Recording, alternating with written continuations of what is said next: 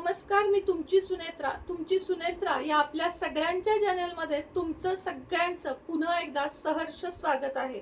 आषाढी एकादशीला 108 तुळशी पत्रांचा एक महा उपाय किंवा सेवा म्हणू शकता हा आपल्याला करायचा आहे। जो कोणी हा उपाय किंवा ह्या सेवा करेल त्याच्या आयुष्यामध्ये इतके जास्त पॉझिटिव्ह बदल होतील की तुम्ही स्वतः येऊन मला कमेंटमध्ये सांगाल। तसं पण सांगताच तुम्ही पण सांगाल की ताई तुमच्या या सेवेमुळे किंवा तुम्ही दिलेल्या या उपायांमुळे आमच्या आयुष्याचे कल्याण झाले। हे उपाय असतील, सेवा असतील, माझ्या अनुभवांवरून आणि माझ्या गुरूंच्या आज्ञेवरून मी तुम्हाला देत असते। कुठलंही यामध्ये मनाचं काही नाहीये। त्यामुळे अगदी सात्विक सुंदर उपाय आपल्याकडे दिले जातात। तुम्ही चॅनेलवर नवीन असाल तर सबस्क्राइब करा। आपलं इंडियन मॉम सुनेत्रा या यूट्यूब चॅनेलला देखील सबस्क्राइब करा, ज्याच्यावर आपले गेले 6 वर्ष व्हिडिओ आहेत। तर चला आजच्या व्हिडिओला सुरुवात करूया। सगळ्यात आधी सर्वांनी आजच तुळस आणून ठेवा, घरातली असेल तर तोडून ठेवा। 108 तुळशी पत्रांचा जो उपाय आपल्याला करायचा आहे त्यासाठी 108 तुळशीची पानं लागणार आहेत, स्वच्छ चांगली पानं। आता काही जणांकडे तुळस नसते किंवा एवढी पानं उपलब्ध होत नाहीत, त्यांनी फक्त एकच तुळशी पत्र घ्यावं, त्यात सुद्धा हा उपाय करता येतो। पण 108 असतील ना तर सोन्याहून पिवळं 108 तुळशी पत्र घ्यावीत। संध्याकाळीच ती पाण्यातून हलकी काढावीत, कारण ती जास्त धुतली तर खराब होऊ शकतात। एका स्वच्छ कपड्यावर पालथी घालावीत, म्हणजे उद्या आपल्याला जेव्हा एकादशीला आपण उपाय करतो तेव्हा आपल्याला ही कामी येतात। काय करायचं आहे, देवपूजेला बसायचं आहे। दुसरी गोष्ट म्हणजे दक्षिणावर्ती शंखामध्ये पाणी घ्यायचंय। आता ताई आमच्याकडे नाहीये अशांनी काही नाही, चमचा भांड्यामध्ये पाणी घेऊ शकता आणि ओम नमो भगवते वासुदेवाय दक्षिणावर्ती शंखातल्या पाण्याने भगवान विष्णू आणि माता लक्ष्मी यांना एकत्रित मूर्तीवर अभिषेक करा किंवा बाळकृष्णाच्या मूर्तीवर दक्षिणावर्ती शंखाने अभिषेक करायचा आहे। अखंड म्हणायचं आहे ओम नमो भगवते वासुदेवाय किंवा विठ्ठल विठ्ठल।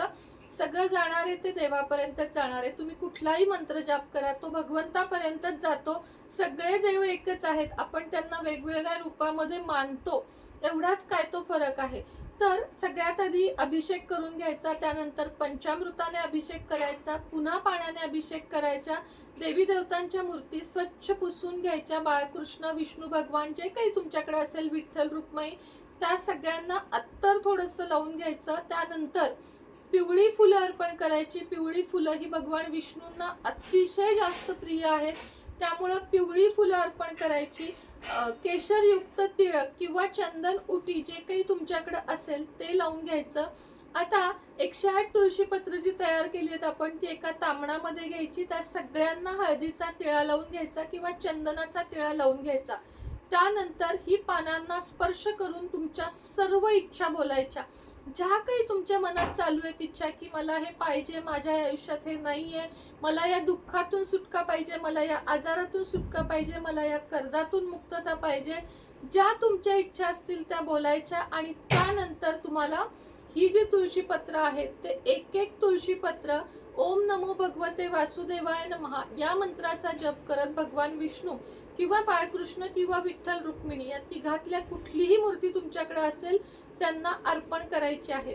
आता अर्पण करून झाल्यानंतर तुपाचा दिवा वगैरे आपण लावलेलाच असतो, त्यामध्ये चिमूटभर हळद घालायची आणि 11 वेळा, किमान 11, 16, 108 3 वेळा व्यंकटेश स्तोत्राचं पठण करायचं, जे आपल्या नित्य सेवेमध्ये आहे।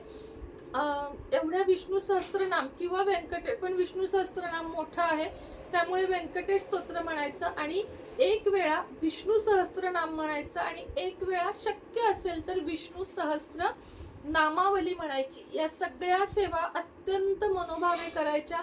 1 माळ किंवा 11 माळी ओम नमो भगवते वासुदेवाय नमः या मंत्राचा जप करायचा। उद्या सकाळ आणि संध्याकाळी दोन्ही वेळेस विठ्ठलाची, गणपतीची आणि देवीची आणि महादेवांची या चारही आरत्या दोन्ही वेळेस करायच्या। उपवास करायचा। उपवास असा करा की तो पोटाला आराम मिळाला पाहिजे, नाही की एक्स्ट्राचं खाऊन खाऊन त्रास करून घ्यायचा। अगदी हलका आहार घ्यायचा आणि व्यवस्थित उपवास करून दिवसभर तुम्हाला कामावर असाल, कुठंही असाल तुम्ही, नामस्मरणाला तर कुठलीही अट, कुठलीही वेळ लागत नाही.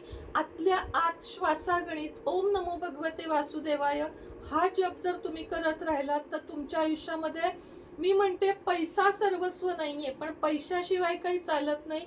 त्यामुळे सुख, समृद्धी, आयुष्य, आरोग्य हे सगळंच तुम्हाला मला मिळू दे, हीच भगवान विष्णूंच्या चरणी प्रार्थना करते. आजचा व्हिडिओ इथंच थांबवते. चॅनलवर नवीन असाल सबस्क्राईब करा, लाईक करा, शेअर करा, कमेंट बॉक्समध्ये लिहायला विसरू नका. ओम नमो भगवते वासुदेवाय नमः.